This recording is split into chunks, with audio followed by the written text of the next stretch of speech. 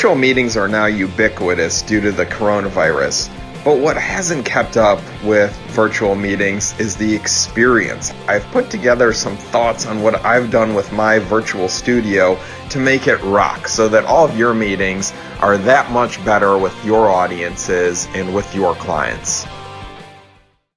So, talking about the hardware, first, I think, is having good television monitors. I picked a couple of large LG TVs so that I could have one up top that would show me what's going on each of my inputs for the camera, as well as the bottom screen, which lets me see what's going on in real time in front of me. The bottom TV is also on a track, so that I can move it up and down. Or when I'm doing a speaking gig, I like to have it in the raised position so I can stand up and look directly into the camera, as opposed to when I'm doing an all-day consulting session that can range anywhere from an hour to a 6-hour meeting. It's a lot more comfortable to be able to move the TV down on the track, and then when I'm looking into the camera sitting down, it's right at eye level, which I find to be perfect. I wanted to show off these Akaso cameras, which, as opposed to the GoPro, they're a lot less expensive. They give me the same amount of quality. I was having problems with the GoPros. These Akaso cameras solve that issue for me nicely. Now turning to the PTZ Optics camera. This is the main camera I have in the room. What you'll notice is that I actually mounted it upside down directly in front of the screen, which means that when someone's on the screen talking to me and I'm talking with them, it looks like I'm talking to them one-on-one without me having to look into the eye of the camera. It blocks some of the stuff on the screen, but ultimately I find the trade-off there to be well worth it. What's great about this Captiva whiteboard camera is that it's not expensive. $295 and you're in business. It was easy for me to set up and connect. It just connects over Wi-Fi and clients love it. What I love about it is that it automatically takes a PDF as I'm using it, and then after my meetings I can just quickly send that PDF to clients so that they have the output from our sessions together. Over time, I've evolved from using a switcher that had 4 different sources to now the Data Video SE3200, which is really a Cadillac level switcher that has 12 different inputs. Now, the nice part about this is that during a meeting, I can quickly switch from one video input to another.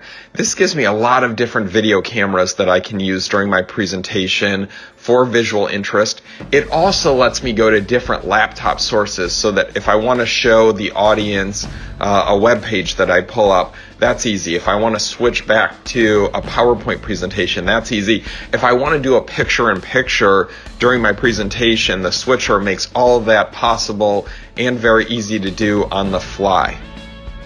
Now, the Stream Decks, they're like little programmable keyboards. The nice part here is that it puts at my fingertips a lot of commands that I would have to dig around for. So if I want to be able to quickly mute my microphone during a Zoom meeting, I can do it here with one push of a button, as opposed to having to try to hit the space bar on the laptop or having to click around in Zoom.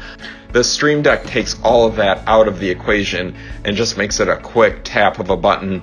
I also have a mixer for audio. It wasn't a very expensive investment to get the actual mixer, but what I would recommend is hiring an audio professional to calibrate everything. Once you have that, the only buttons I'm ever really pushing on the mixer are the mute buttons, and otherwise all the settings remain constant. But this is a USB recorder. The big features here that I just like for my presentations, being able to hit one button and then seeing a blinking red light letting me know that I am absolutely recording. I also love about the HDR1 that it records directly onto a USB memory stick. Many other recorders use SD cards, which are not as easy as just having a nice USB stick.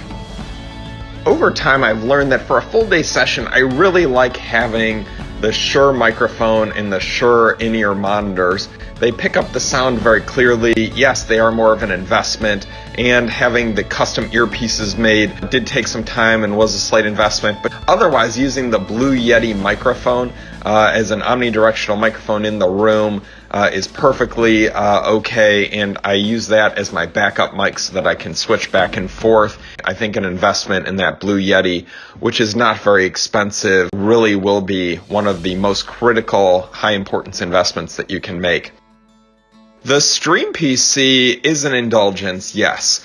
The whole point here, though, was to have a PC that was just dedicated to everything I would need for streaming, and that would be stripped down of all other software and hardware so that it could really focus all of its energy and power on me giving a great presentation to the audience. I like these Origin PCs because they're highly customizable and they're also high quality. So I installed a couple capture cards into it.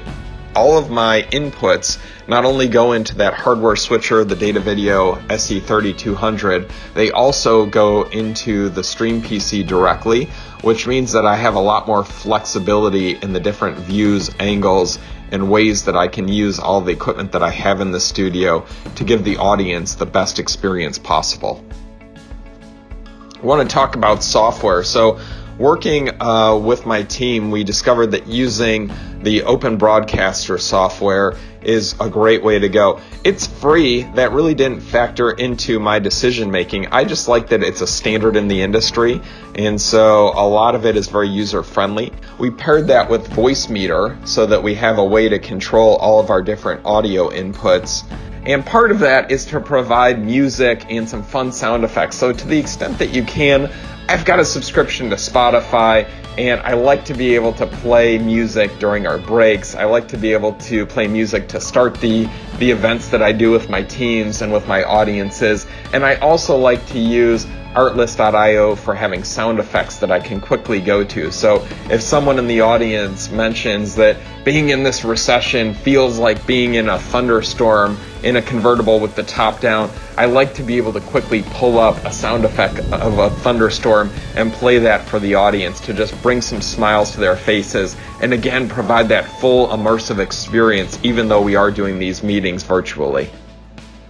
And so, as you'll see in a lot of this studio, I've given a different way to solve each issue, whether it's audio or video, using hardware and using software. So you can take your pick of if you prefer to have a hardware mixer for audio, great. If you prefer to use software like Voicemeeter, great. If, like me, you like ultimate flexibility and want to use both solutions combined, that's also your prerogative.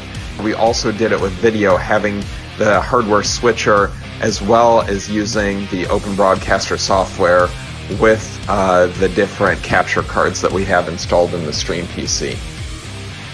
In this tour of my rockin' studio, I don't talk about every different element. If you want more information on all of the specifics, all of the details, my team and I have gathered and put together an inventory for you. You can find that at autobahnconsultants.com/virtual tour.